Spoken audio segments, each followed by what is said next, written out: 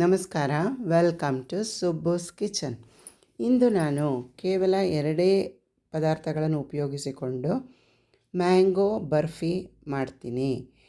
ಮೊದಲಿಗೆ 1-2 ಏಲಕ್ಕಿ ಬಿಡಿಸಿ ಮಿಕ್ಸಿ ಜಾರ್ಗೆ ಹಾಕ್ಕೊಂಡು, 1 ಬಟ್ಲು ಸಿಪ್ಪೆ ತಗೊಂಡಿರೋ ಕೊಬ್ಬರಿ ತುರಿದು ಮಿಕ್ಸಿ ಜಾರ್ಗೆ ಹಾಕಿ ಪುಡಿ ಮಾಡಿಕೊಂಡು, 1 ಬಟ್ಲು ಮ್ಯಾಂಗೋ ಪಲ್ಪು ಮತ್ತು ಅರ್ಧ ಬಟ್ಲು ಮಿಲ್ಕ್ ಪೌಡರ್ ಹಾಕಿ ಮಿಕ್ಸಿ ಜಾರಲ್ಲಿ ನೀರು ಹಾಕ್ದಿರ ನುಣ್ಣಗೆ ರುಬ್ಕೊಂಡು, ಆಮೇಲೆ ಒಂದು ಪ್ಯಾನ್ನ ಒಲೆ ಮೇಲಿಟ್ಟು ಅರ್ಧ ಚಮಚ ತುಪ್ಪ ಹಾಕಿ ರುಬ್ಕೊಂಡಿರ್ತೀವಲ್ವ ಆ ಮಿಶ್ರಣನ ತುಪ್ಪಕ್ಕೆ ಹಾಕ್ಕೊಂಡು ಸಿಮ್ಮಲ್ಲೇ ಇಟ್ಕೊಂಡಿರಬೇಕು. ಸ್ಟವ್ವು ಮೀಡಿಯಮ್ ಉರಿ ಬೇಡ. ಚೆನ್ನಾಗಿ ತುಪ್ಪದ ಜೊತೆ ಮಿಕ್ಸ್ ಮಾಡಿ ಲೋ ಫ್ಲೇಮಲ್ಲೇ ಚೆನ್ನಾಗಿ ಫ್ರೈ ಮಾಡ್ಕೊಳ್ಳೋಣ.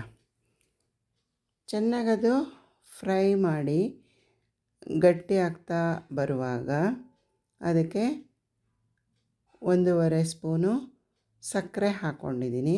ಸಕ್ಕರೆ ಕರಗಿದ ಮೇಲೆ ಮತ್ತೆ ಸ್ವಲ್ಪ ಕನ್ಸಿಸ್ಟೆನ್ಸಿ ಸ್ಮೂತ್ ಆಗುತ್ತೆ, ಮತ್ತೆ ಅದು ಗಟ್ಟಿ ಆಗೋ ತನಕ ಚೆನ್ನಾಗಿ ಫ್ರೈ ಮಾಡ್ಕೊಳ್ಳೋಣ. ಆಮೇಲೆ ಒಂದು ಅರ್ಧ ಚಮಚ ತುಪ್ಪ ಹಾಕಿ ಹಾಗೇ ಫ್ರೈ ಮಾಡ್ತಾ ಅದನ್ನು ಗಟ್ಟಿ ಆಗೋವರೆಗೂ ಮಗುಚ್ತಾ ಇರೋಣ. ಅದು ಉಂಡೆ ಕಟ್ಟೋ ಕನ್ಸಿಸ್ಟೆನ್ಸಿಗೆ ಬರಬೇಕು, ಆಗ ಮಾತ್ರ ಬರ್ಫಿ ತುಂಬ ಚೆನ್ನಾಗಿ ಬರುತ್ತೆ. ಆ ರೀತಿ ಚೆನ್ನಾಗಿ ಒಂದು 5 ನಿಮಿಷ ಫ್ರೈ ಮಾಡಿಕೊಂಡು ಸ್ಟವ್ನ ಆಫ್ ಮಾಡ್ಕೊಳ್ಳೋಣ. ಈ ಥರ ಉಂಡೆ ಕನ್ಸಿಸ್ಟೆನ್ಸಿಗೆ ಬಂದಮೇಲೆ ನಾವು ಒಂದು ಪ್ಲೇಟ್ಗೆ ಒಂದು ಅರ್ಧ ಚಮಚ ತುಪ್ಪ ಹಾಕಿ ಸವರಿಟ್ಕೊಂಡು ರೆಡಿ ಮಾಡ್ಕೊಂಡಿರೋ ಬರ್ಫಿ ಮಿಶ್ರಣನ ಪ್ಲೇಟ್ಗೆ ಹಾಕಿ ಎಲ್ಲನೂ ಚೆನ್ನಾಗಿ ಲೆವೆಲ್ಲಾಗಿ ತಟ್ಟೋಣ. 1 ಡ್ರಾಪ್ ತುಪ್ಪ ಹಾಕ್ಕೊಂಡು ಲೆವೆಲ್ಲಾಗಿ ತಟ್ಕೋಬೋದು. ಆಮೇಲೆ ಈ ಟೈಮಲ್ಲಿ ಬೇಕಾದರೆ ಸ್ವಲ್ಪ ಡ್ರೈ ಫ್ರೂಟ್ಸನ್ನು ಹಾಕ್ಕೋಬೋದು. ಬಾದಾಮಿ, ಗೋಡಂಬಿ ಇದನ್ನೆಲ್ಲ ಸಣ್ಣಗೆ ಪೀಸ್ ಮಾಡ್ಕೊಂಡು ಹಾಕ್ಕೊಂಡು ಸ್ಪೂನಲ್ಲಿ ಪ್ರೆಸ್ ಮಾಡಿಕೊಂಡ್ರೆ ಬರ್ಫಿ ಕಟ್ ಮಾಡಿದಾಗ ಆ ಡ್ರೈ ಫ್ರೂಟ್ಸ್ಗಳು ಉದುರಲ್ಲ. ಇದನ್ನು 1 ಅವರು ಬಿಸಿ ಆರೋಕ್ಕಿಡಬೇಕು.